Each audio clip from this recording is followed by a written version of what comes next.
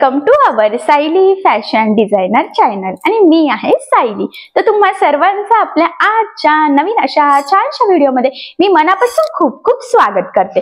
तर बघा मग आज मी तुम्हाला खूप सुंदर अशी ब्लाउजची डिझाईन सांगणार आहे। बऱ्याचदा आपल्याला त्याच डिझाईन बघून कंटाळा येतो, युनिक वेगळी आणि ब्लाउजला खूप सुंदर अशी लुक येणारी ब्लाउज डिझाईन बनवायची असते, कारण की साडीचं पूर्ण लुक हे ब्लाउजवर डिपेंड असतं।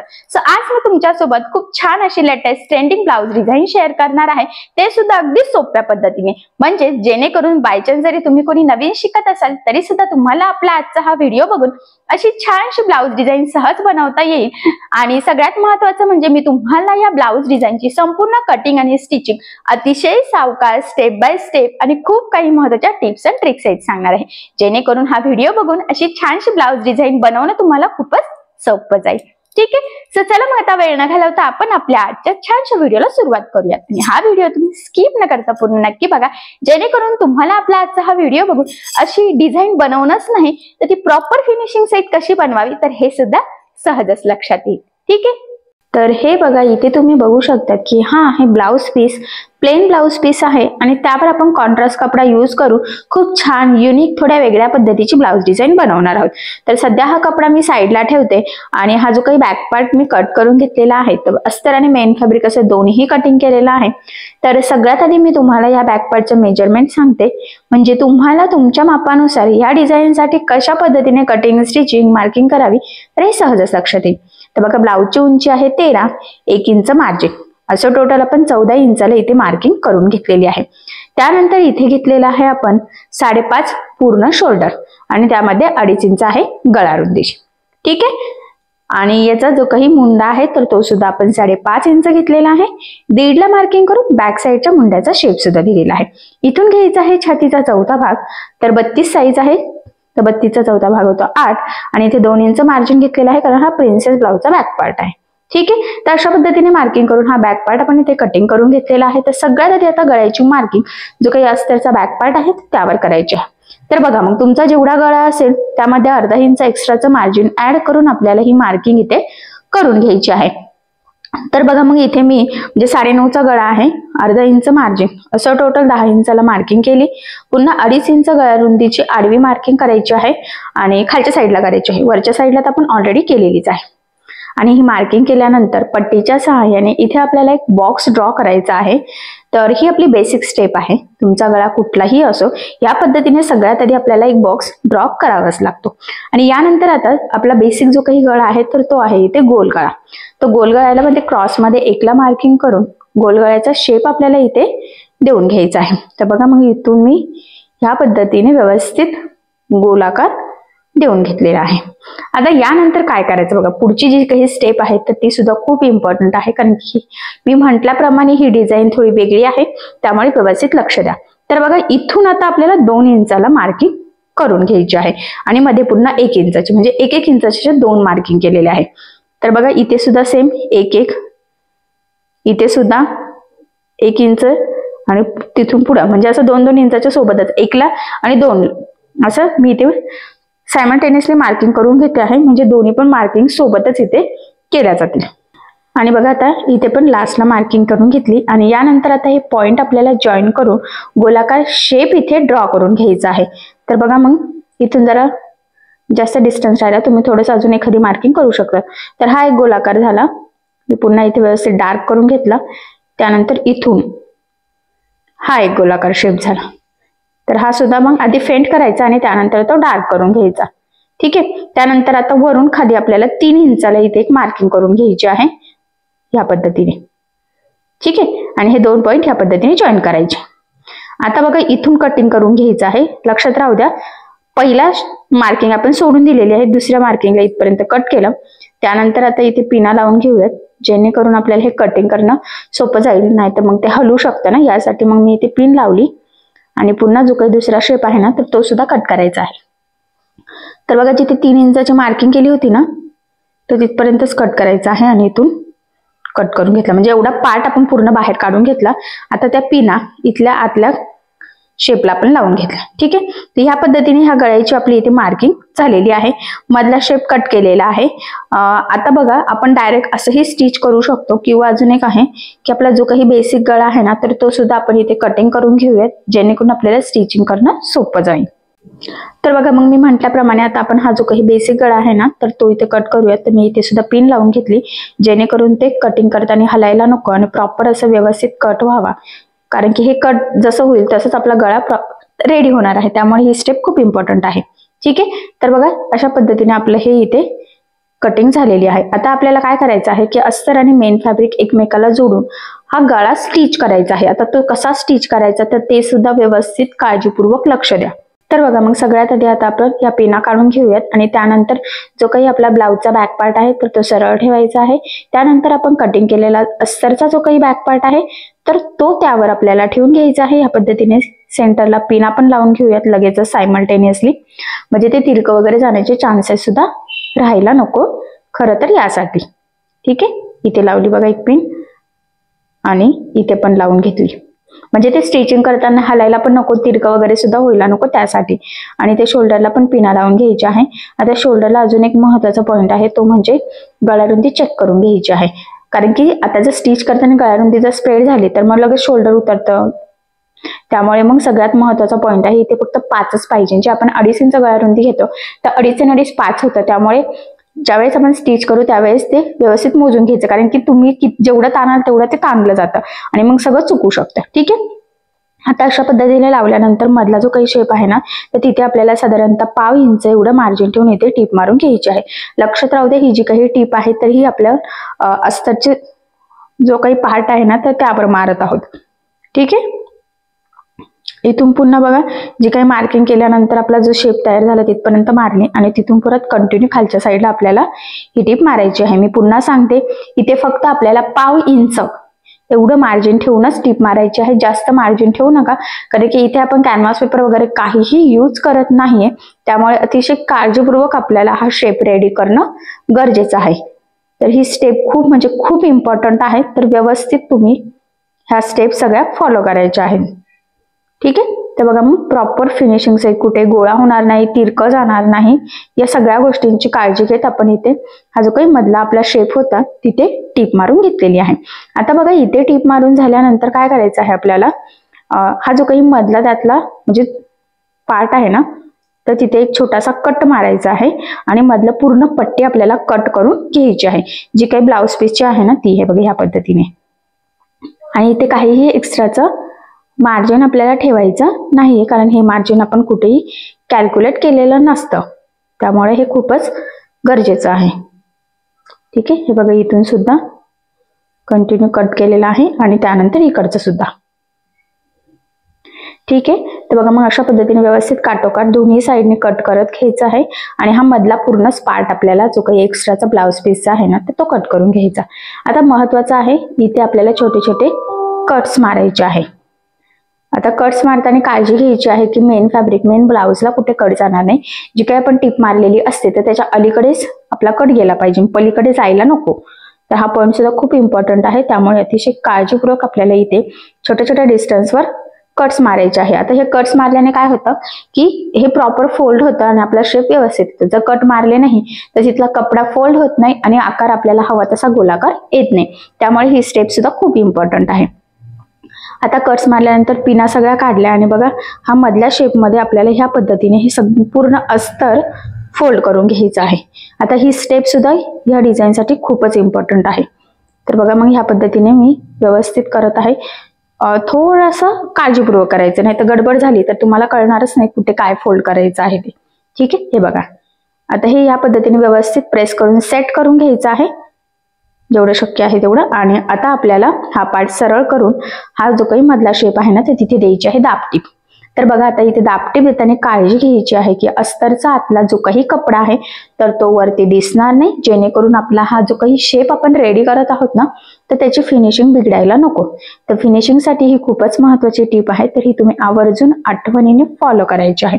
खूप म्हणजे खूप इम्पॉर्टंट टॉपिक म्हणा, टिप्स म्हणा, कारण की ती जर यूज केली तर फिनिशिंग छान येईल. नाहीतर मग तुम्ही डिझाईन कितीही सुंदर बनवण्याचा प्रयत्न केला पण फिनिशिंग जर चांगली येत नसेल तर त्याला काहीही अर्थ नाहीये. त्यामुळे मग अतिशय व्यवस्थित काळजीपूर्वक आपल्याला इथे ही दाबटीप देऊन घ्यायची. बघा इथपर्यंत झाल्यावर कंटिन्यू आपल्याला खालच्या शेपला पण द्यायचा आहे. म्हणजे हा मधला प्रॉपर जो काही ओपन शेप आहे ना तर तो सगळ्यात आधी आपल्याला रेडी करून घ्यायचा आहे. हीच आपली इथली सगळ्यात महत्वाची बेसिक स्टेप आहे. ठीक आहे, हे बघा तर इथे मी व्यवस्थित थोडं थोडं पकडत दाबटीप देऊन घेत आहे. ठीक आहे, तुम्हाला थोडं अवघड वाटू शकतं पण तरी सुद्धा मी खूप सोप्या पद्धतीने सांगण्याचा प्रयत्न करते आणि डिझाईन तयार झाल्यावर ती खूपच छान होणार आहे.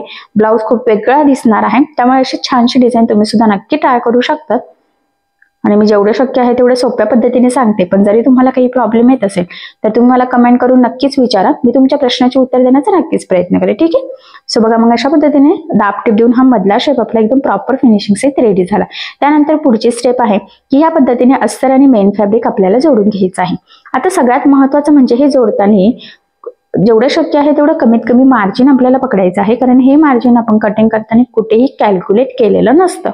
आणि अजून एक महत्वाचा पॉइंट आहे तो म्हणजे हे जोडताना कुठेही गोळा होणार नाही, तिरकं जाणार नाही. तर या छोट्या मोठ्या गोष्टींची सुद्धा आपल्याला काळजी घ्यायची आहे. कारण तुम्हाला सगळ्यांनाच माहित आहे की अस्तरवर आपण परफेक्ट कटिंग करत असतो आणि ब्लाऊज पीसचा कपडा आपण थोडंसं एक्स्ट्राचं मार्जिन ठेवून कटिंग करत असतो. त्यामुळेच मग बेसिक स्टेप असते आपली की अस्तर आणि मेन फॅब्रिक जोडून घ्यावं. कारण बऱ्याचदा काय होतं जर का आपण अस्तर आणि मेन फॅब्रिक जर म्हणजे सेमच घेतलं तर ते शिवताना आपल्याला बरेचसे प्रॉब्लेम येतात, कमी जास्त होऊ शकतं. त्यामुळे मग शक्यतो आपण ब्लाऊज पीसचा कपडा थोडंसं एक्स्ट्राचं मार्जिन ठेवूनच कटिंग करत असतो. तर बघा इथे सुद्धा एकदम काळजीपूर्वक जोडून घ्यायचं आहे. कारण की आता जशी टीप मारणार तसा आपला गळ्याचा आकार इथे रेडी होणार आहे. तर मी सुद्धा अतिशय सावकाश करते, तुमच्याही लक्षात येईल. खूप गडबड केलेली नाहीये कारण की 2 मिनिटाच्या गडबडीत सगळं फिनिशिंग बिघडू शकतं. सो त्यामुळे ठीक आहे. तर बघा या पद्धतीने मग इथे जोडून घेतलं. आता यानंतर जे काही एक्स्ट्राचं मेन फॅब्रिक आहे सगळ्या साईडचं तर ते आपल्याला इथे कटिंग करून घ्यायचं आहे आणि आपला परफेक्ट मापाचा बॅक पार्ट आपल्याला फायनली इथे रेडी करायचा आहे. ठीक आहे, हे बघा आता हे सुद्धा एकदम प्रॉपर व्यवस्थित कट करायचं आहे. खूप गडबड करण्याची काहीही गरज नाहीये. आणि एवढंच नाही तर बघा हे गळ्याच्या मध्ये सुद्धा आता आपल्याला कट करायचं आहे. आता फायनल गळा आपला इथे रेडी होणार आहे, पुढे होणार आहे. अजून तर आपण नुसतं सिंपल टीप दिलेली आहे, इथे गळापट्टी पायपिंग काहीच केलेलं नाहीये. त्यामुळे अतिशय व्यवस्थित काळजीपूर्वक आपल्याला इथे कट करून घ्यायचं आहे. कमी जास्त होऊ देऊ नका. जर कमी जास्त झालं तर गळ्याचा शेप पण कमी जास्तच होईल. कारण की कसं ना फक्त 1 इंचाचा डिस्टन्स आहे आणि मध्ये सुद्धा ओपन पट्टी आहे. त्यामुळे थोडंसं काळजीपूर्वक. ठीक आहे, तर बघा मग या पद्धतीने हा पार्ट आपला इथे रेडी झालेला आहे. आता यानंतर काय करायचं, हा जो काही मेन गळा आहे आपला तर तिथे आपल्याला पायपिंग लावायची आहे. तर तुम्ही रेड कलरची कॉन्ट्रास्ट लावू शकतात, रेडीमेड गोल्डन मिळते तेही लावू शकतात किंवा कपड्याच्या तिरक्या पट्ट्या कट करून सुद्धा करू शकतात. पण ही माझ्याकडे मल्टी कलरची पायपिंग आहे, ती मी ज्याच्यावर मॅच होईल त्यावर यूज करत असते आणि बऱ्याच कस्टमरला सुद्धा लागतच असते. त्यामुळे मग मी एक्स्ट्राची आणून ठेवलेली होती. सो ती यावर सुद्धा मॅच होते कारण की मल्टी कलरची आहे. बघा याच्यामध्ये बरेचसे कलर आहे, red, orange, blue, yellow, sky blue. So त्यामुळे ठीक आहे. आता इथे सिंगल फूट यूज केलं म्हणजे ज्यावेळेस आपण रेडीमेड पायपिंग लावतो तर आपल्याला सिंगल फूट इथे यूज करायचं असतं. ही म्हणजे हा पॉईंट सुद्धा खूप इम्पॉर्टंट आहे कारण की एक साईडने गोलाकार पायपिंग असते आणि ही जी काही पायपिंग आहे ही भरपूर ब्रॉड आहे.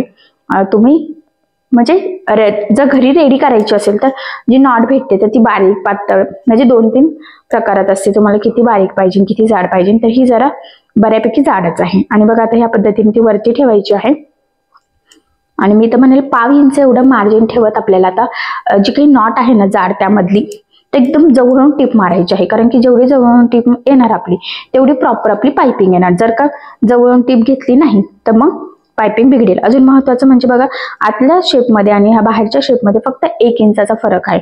त्यामुळे एकसारखं मार्जिन राहणं सुद्धा तितकंच गरजेचं आहे. मार्जिन जरी कमी जास्त झालं तरी सुद्धा सगळं लुकच बिघडेल. सो त्यामुळे एकसारखं 1/2 इंच म्हणजे स्टेपच्या 2 लाईन एवढं एकसारखं मार्जिन पकडत आपल्याला ही टेप मारून घ्यायची आहे. या टिपवर सुद्धा आता पूर्ण आपला हा जो काही गळा आहे ना गोलाकार तर त्याचं फिनिशिंग डिपेंड आहे. सो त्यामुळे अतिशय काळजीपूर्वक बघा मी सुद्धा अतिशय सावकाशच लावत आहे. थोडं थोडं चेक करत करत एकसारखं मार्जिन पकडत. ठीक आहे. तर बघा मग मी म्हटल्याप्रमाणे एकदम व्यवस्थित सावकाश इथे ही पायपिंग लावून घेतलेली आहे. तुम्ही तुमच्या आवडीनुसार कुठलीही पायपिंग लावू शकता किंवा जर तुम्हाला लेस लावायची असेल तर मग इथे तुम्ही गळापट्टी लावू शकता. ठीक आहे. आता बघा एकदम प्रॉपर अशी लागली गेलेली आहे. त्यानंतर आपल्याला ही सरळ करून इथे तापटीप द्यायची आहे. त्याआधी याला छोटे छोटे कट्स मारायचे आहे जेणेकरून ही प्रॉपर अशी आतमध्ये फोल्ड होईल आणि गोलाकार आकार आपल्याला जसा पाहिजे तसा येईल. पण कट्स मारताना सुद्धा अगदी काळजीपूर्वक ह्या गोष्टी आपल्याला करायच्या आहेत. ठीक आहे. तर बघा कट्स मारून घेतलेले आहे. आता ही पट्टी या पद्धतीने आतमध्ये फोल्ड करायची आणि वरती बरोबर पायपिंग दिसते बघा आणि आपल्याला इथे दाबटीप देऊन घ्यायची आहे. आता सिंगल फूट यूज केलेला आहे त्यामुळे एकदम प्रॉपर फिनिशिंग सहित आपली इथे पायपिंग लागली जाणार आहे. तर तुम्ही सुद्धा रेडीमेड पायपिंगला अशाच पद्धतीने सिंगल फूट यूज करायचा आहे व्यवस्थित मार्जिन वगैरे पकडत. आणि ही स्टेप आहे आपली. ठीक आहे. तर मल्टी कलरचा कुठला कपडा असेल तर त्यापासून पण तुम्ही अशी पायपिंग लावू शकतात. इथे कॉन्ट्रास्ट कुठलीही तुम्ही यूज करू शकले असते. ठीक आहे. तर बघा मग व्यवस्थित एकदम प्रॉपर फिनिशिंग सहित आपण इथे ही पायपिंग लावलेली आहे आणि खरं तर पायपिंगमुळे बघा ह्या ब्लाउज डिझाईनला अजून सुंदर नक्कीच लुक येणार आहे. ठीक आहे. तर इथपर्यंत आय होप्स तुमच्या लक्षात आलेलं असेल. आता यानंतर पुढची स्टेप आहे तर ती मध्ये आपल्याला डिझाईन बनवायची आहे लावण्यासाठी. आता सध्या इथला जो काही पार्ट आहे ना तर तुम्ही एकदा डिस्टन्स मोजून घेते म्हणजे पुढची डिझाईन बनवण्यासाठी. त्याच्यामुळे काही आपल्याला पट्ट्या वगैरे रेडी करायच्या आहेत तर त्या किती इंचाच्या करायच्या तर याची आयडिया यावी यासाठी. आता हा एवढा पार्ट आपला स्टिच झालेला आहे तर तो मी सध्या साईडला ठेवून घेते. तसं तर आपण कटिंग करताना एकच मार्जिन ठेवलेलं होतं पण आता दोन्ही साईडनी पाव म्हणजे 1.5 इंचाच्या ह्या पट्ट्या झाल्या असतील आणि आपल्याला 2-2च्या तरी कराव्या लागणार आहे. ठीक आहे. तर बघा मग सगळ्यात आधी ह्या पद्धतीने फोल्ड करते आणि एक सेंटरला मार्किंग करून ठेवते म्हणजे पुढच्या डिझाईनचा थोडासा अंदाज यावा यासाठी. हे बघा तर इथे मी मार्किंग करून घेतली आणि म्हटल्याप्रमाणे आता मी हा जो काही पार्ट आहे तर हा साईडला ठेवते आणि 2 इंच मी मोजून घेतलेला आहे. आणि आता आपल्याला पुढच्या जे काही स्टिच करायचं आहे तर ते 2 इंचचं करायचं आहे. तर काय कसं तर ते पुढे तुम्हाला नक्कीच कळेल. तर बघा मी म्हटलं होतं आपल्याला कॉन्ट्रास्ट कपडा यूज करायचा आहे तर रेड कलरचा कपडा घेतलेला आहे. त्याचबरोबर आता रेग्युलर फूट मी इथे लावून घेते कारण आता आपली इथे पायपिंग लावून झालेली आहे. तर व्यवस्थित पॅक करून घ्यायचं आणि बघा आता याचं 1 इंचाची पट्टी आपल्याला इथे कट करायची आहे. तर या पद्धतीने मी फोल्ड करून घेतली आणि कट करून घेते. तर एवढीच आपल्याला सफिशियंट नाही होणार आहे अजून लागणार आहे. तर अजून एक पट्टी मी इथे कट करून घेतली. आता या 2 पट्ट्या कट केल्यानंतर ती उलटी करायची आहे आणि 1 इंच एवढं मार्जिन ठेवत आपल्याला इथे सिंपल अशी टिप मारून या दोन्ही पण पट्ट्या रेडी करून घ्यायच्या आहे. तर बघा फक्त एकसारखं मार्जिन राहील याची काळजी घ्यायची आहे कारण की पट्टी जशी तयार होणार तशीच पुढची डिझाईन तयार होणार आहे. कंटिन्यू लगेच मी दुसरी पट्टी सुद्धा इथे करून घेते. तर बघा एक पट्टी थोडीशी मोठी ही पण मग मार्जिन सेम ठेवायचं आहे म्हणजे रेडी सेमच होईल. ठीक आहे. आणि या पद्धतीने ही पट्टी सुद्धा इथे रेडी झाली. आता याला टीप मारून झाल्यानंतर काय करायचं जे काही एक्स्ट्राचं आहे ना साईडचं तर ते कट करायचं म्हणजे आपण जी काही डिझाईन बनवणार आहोत तर ती प्रॉपर फिनिशिंग सहित रेडी व्हावा. त्यासाठी जर आपण असंच पट्टी सरळ केली तर आतमध्ये खूप कपडा राहील आणि मग पुढची डिझाईन बनवायला आपल्याला जरासा अवघड जाऊ शकतो. ठीक आहे. मग दुसऱ्या पट्टीचं पण आपण इथे कट करून घेऊयात. तर हे सुद्धा लक्षात राहू द्या आणि कटिंग करताना थोडं एक्स्ट्रा केलं तर बेटरच आहे म्हणजे दोन्ही पट्ट्या आपल्याला मॅच करता येतात तिथे. आता यानंतर स्क्रूड्रायव्हरच्या सहाय्याने आपल्याला ही पट्टी सरळ करून घ्यायचं आहे. तर मी मोठं स्क्रूड्रायव्हर इथे यूज केलेला आहे. तुम्ही सुई धाग्याने सुद्धा इथे करू शकता. आणि बघा मग ह्या पद्धतीने पट्टी सरळ करून घेतली. जी काही घडी आहे म्हणजे टीप मारल्याची तर ती बरोबर सेंटरला घ्यायची आहे. ठीक आहे. आणि आता ही सेंटरला घेतल्यानंतर ती ह्या पद्धतीने फोल्ड करूयात आणि 2-2 इंचाच्या पट्ट्या आपल्याला इथे कट करून घ्यायच्या आहेत. तर बघा इथून 2 इंच अडीच केलं तरी सुद्धा चालेल थोडं एक्स्ट्राचं मार्जिन राहील. आणि आता तेच माप ठेवून आपण पुढच्या पट्ट्या इथे कट करूयात. तर मला तरी असं वाटतं का 15-20 पट्ट्या इथे आपल्याला लागणारच आहेत. पण ठीक आहे मी एक पट्टीच्या तरी इथे रेडी करून घेते. तर किती झाल्या त्या काउंट करून घेतल्या आणि आता एवढं तरी बनवते नंतर मग पुढच्या पट्टीचा पण इथे कंटिन्यू बनवून घेऊयात. तर बघा आता आपण ह्या ज्या काही पट्ट्या कट केलेल्या आहेत यापासून आपल्याला एकदम छान असे नाजूक छोटे छोटे बो रेडी करायचे आहेत. तर मी म्हटल्याप्रमाणे भरपूर लागणार आहे आपल्याला. आता हे तरी 7-8 असतील. 3 आणि 3 6 7 8 9 10 झाले वाटतं. 4 5 6 7 8 9 10 हा पण अजून लागणार आहे. मी तर म्हणाल 15 तरी लागतील 14-15. ठीक आहे. तर बघा मग 4 पद्धत दोरा घेतला या पद्धतीने मध्ये बरोबर घडी घालून घेतली आणि पॅक केलं. त्यानंतर त्यामध्ये एक गोल्डन मनी वून घेतलेला आहे आणि पुन्हा गाठ टाकून आपल्याला हा धागा पॅक करून घ्यायचा आहे बघा या पद्धतीने, आणि एक्स्ट्राचा दोरा कट करूयात. तर अशा पद्धतीने एकदम छान प्रॉपर असं छोटंसं बो रेडी झाला. सेम ह्याच पद्धतीने आता बाकीचे बो सुद्धा आपण इथे रेडी करून घेऊयात. तर बघा मग फायनली आपण इथे 15-16 बो रेडी करून घेतलेले आहेत आणि आता हे आपल्याला बॅक पार्टला लावायचे आहेत. तर बघा इथून स्टार्ट करूयात आपण एक एक. आता सगळ्यात आधी आपल्याला एक साईडने टिप मारावं लागणार आहे. ॲट अ टाइम आपण दोन्ही साईडने टिप मारू शकत नाही. तर बघा मग इकडच्या साईडने टिप मारायचं आपण डिसाईड केलेलं आहे. तुम्हाला जे इझी वाटत असेल आतल्या बाजूने किंवा बाहेरच्या बाजूने, ठीक आहे. आणि बघा मग व्यवस्थित एकसारखं थोडा डिस्टन्स ठेवत आपण हे बो लावून घेऊयात. लक्षात राहू द्या मधल्या भागामध्ये वरच्या साईडचा बो आणि खालच्या साईडच्या बो मध्ये थोडासा डिस्टन्स हा कमी जास्त होणार आहे, कारण की सरळ आकार नाहीये, हा गोलाकार शेप आहे. हा पॉईंट खूप इम्पॉर्टंट आहे, तर हा लक्षात राहू द्या, गडबड होऊ देऊ नका. तर बघा मग मी व्यवस्थित एक एक बो त्यामध्ये टाकत आहे, डिस्टन्स ठेवत आहे. तुम्हाला हे बो किती जवळ लावायचे किंवा किती लांब लावायचे आहेत तर हे टोटली तुमच्यावर डिपेंड आहे. पण मी जरा मीडियमच लावत आहे, खूप जवळ किंवा खूप लांब असं काही करत नाहीये, जेवढं म्हणजे जरा मीडियम. तर तुम्ही सुद्धा अशा पद्धतीने लावू शकतात की याच्यात जास्त डिस्टन्स कमी जास्त होत नाही. फक्त आतल्या साईडची टिप देताना तर तुमच्या लक्षातच येईल. खरं तर म्हणूनच मी बाहेरच्या साईडने आधी बोलावायला सुरुवात केलेली आहे, म्हणजे बाहेरचा डिस्टन्स जरी मेंटेन केला आपण तरी सुद्धा आतलं बरोबर, कारण की मधल्या भागात तर ते जवळ येणारच आहे वरच्या शेपमध्ये, ठीक आहे. पण जेवढं शक्य आहे तेवढं व्यवस्थित मार्किंग करत करत आपण इथे लावून घेऊयात. तर मी आधीच मार्किंग करून ठेवली ते थोडंसं डिस्टन्सचे, जेणेकरून ते व्यवस्थित सेम यावे यासाठी, ठीक आहे. तर बघा मग व्यवस्थित आपण एका साईडने इथे लावून घेत आहोत. तर तसं बघायला गेलं तर थोडा या डिझाईनला टाइम लागतो आणि मी अतिशय सावकाश सांगण्याचा प्रयत्न केलेला आहे, म्हणजे तुम्हाला व्हिडिओ बघून असं स्टिच करता यावं यासाठी. तर बघा एक साईडने आता आपण इथे टिप मारून घेतलेली आहे, ठीक आहे. आता मी म्हटल्याप्रमाणे आतल्या साईडने पण आपल्याला इथे टिप मारायची आहे, तर तिथे सुद्धा व्यवस्थित एकसारखं पकडायचं आहे बघा, आणि आपण इथे टिप मारून घेऊयात. मी पुन्हा सांगते, आता हे जे काही बो आहेत ना, सगळ्यात महत्वाचा पॉइंट आहे की मध्यभागी बघा ते जवळ जवळ येत आहे, बट असो ते थोडेसे जवळ तर येणारच आहे. फक्त तुम्ही लावताना कसे लावताय ते जास्त इम्पॉर्टंट आहे इथे खरं तर. तर म्हणून काय करायचं, अतिशय सावकाश आपल्याला ही स्टेप फॉलो करायची आहे. यासाठी खूप गडबड करण्याची गरज अजिबात नाहीये. आणि बघा मग प्रॉपर एकदम व्यवस्थित आपण इथे हे बो लावून घेतलेले आहे. बऱ्याचदा हे बो सेपरेट पेपरवर लावतो, त्यानंतर इथे लावतो, त्यात पण खूप टाइम जातो. ह्या पद्धतीने आपण म्हणजे परफेक्ट लावू शकतो, काही प्रॉब्लेम नाही, ठीक आहे. तर बघा किती छान व्यवस्थित आपण इथे सेम डिस्टन्स मध्ये खूप सुंदर बो लावून घेतले आणि तुम्ही बघू शकता की त्याला लुक सुद्धा खूप छान आलेला आहे. त्यानंतर रेड आणि गोल्डन कलर कॉम्बिनेशन, दोन्ही कलरच्या कॉम्बिनेशनची एक लेस घेतलेली आहे आणि आता इथे लावायला आपण सुरुवात करूयात. तर इथे तुम्ही तुमच्या आवडीनुसार कुठलीही लेस यूज करू शकतात, नुसती गोल्डन केली तरी सुद्धा चालेल. पण ब्लाउज पीसचा कलरच म्हणजे येल्लो आहे, थोडा गोल्डन मध्येच मिक्स होतोय तो, त्यामुळे नुसती गोल्डन लेस उठून दिसली नसती, म्हणून मग मी इथे रेड आणि गोल्डन कलरच्या कॉम्बिनेशनची लेस यूज केलेली आहे. तुमचं ब्लाउजचा कलर कसा आहे त्यावर सुद्धा डिपेंड आहे की तुम्हाला कशी लेस यूज करायची आहे. तसं बघायला गेलं तर गोल्डन कशावरही इझिली मॅच होत असते, तसं काही नाही. पण तरी सुद्धा आपण जरासं कस्टमरची चॉईस किंवा साडीला कॉन्ट्रास्ट असं यूज करू शकतो, ठीक आहे. आणि मेन म्हणजे इथे कानाकोपऱ्यावर लेस व्यवस्थित फोल्ड करायची आहे. ती जर व्यवस्थित फोल्ड झाली नाही तर मग पुन्हा आपला सगळा शेप बिघडेल आणि शेप बिघडला की एवढी मेहनत सगळी वाया जाईल. सो त्यासाठी अतिशय काळजीपूर्वक सावकाश आपल्याला इथे ही लेस लावून घ्यायची आहे आणि काही आपण डिस्टन्स कुठेही ठेवलेला नाहीये. फक्त इथे मी म्हटल्याप्रमाणे कानाकोपऱ्यावर व्यवस्थित फोल्ड करून घ्यायची आहे. हा पॉईंट मी पुन्हा पुन्हा सांगते कारण तो खूप इम्पॉर्टंट आहे.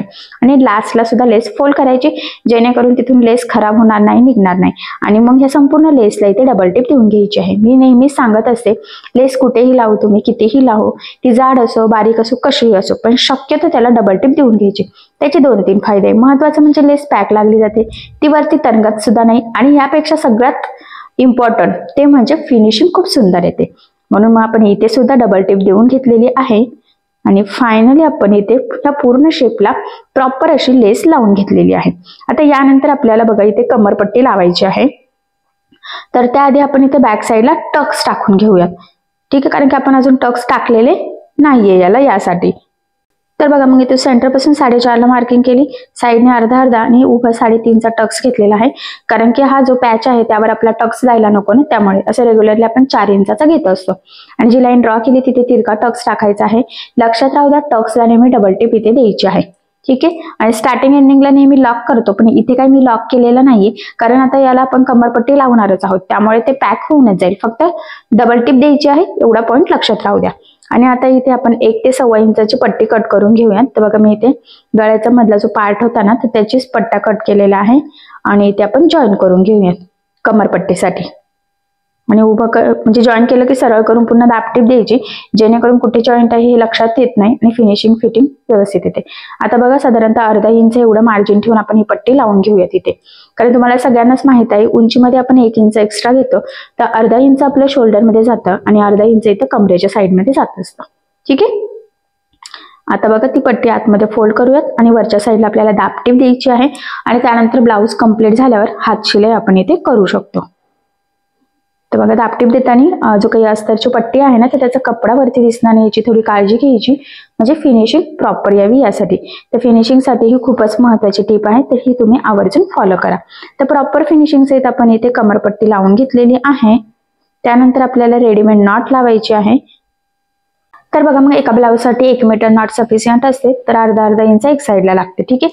त्यानंतर इथे आता नॉट लावून घेऊयात। तर नॉट तसं आपण शोल्डरपासून 2.5 ते 3 इंच खाली लावत असतो। तर बघा दोन्ही साईडने व्यवस्थित एकाच लेवलमध्ये आपण इथे लावण्याचा प्रयत्न केलेला आहे, व्यवस्थित डबल टिप देऊन लॉक केलेला आहे, कारण की ते लवकर निघायला नको, खराब व्हायला नको यासाठी। ठीक आहे। आणि बघा आता इथे मी तुम्हाला बांधून दाखवते आणि इथे बघा मी काही लटकन रेडी केलेले नाहीये, कारण इथे रेडीमेड सिल्क थ्रेडचे लटकन आपल्याला लावायचे आहे। तर तुम्ही फॅब्रिक पासून सुद्धा बनवू शकतात किंवा रेडीमेड कुठलेही लावू शकतात।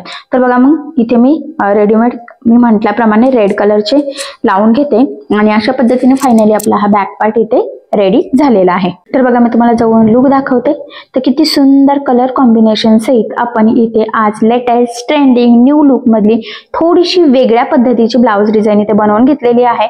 तर बघा बो किती सुंदर व्यवस्थित लागले गेलेले आहेत आणि मी तुम्हाला अगदी सावकाशपणे सांगण्याचा प्रयत्न केलेला आहे आणि नक्कीच या छानशा ब्लाउज डिझाईनमुळे आपल्या साडीला आणि ब्लाउजला खूप सुंदर असं लुक येईल। सो अशी छानशी डिझाईन तुम्ही सुद्धा नक्की ट्राय करून बघा, तुमच्या कस्टमरला सुद्धा याची आयडिया द्या। आय होप सो तुमच्या कस्टमरला सुद्धा अशी छानशी लेटेस्ट ट्रेंडिंग न्यू लुक मधली ब्लाउज डिझाईन नक्कीच आवडेल। सो तुम्ही नक्की ट्राय करून बघा। ठीक आहे। तर बघा मग नक्कीच तुमच्या लक्षात आलेलं असेल की आज मी तुम्हाला काय सांगितलेलं आहे।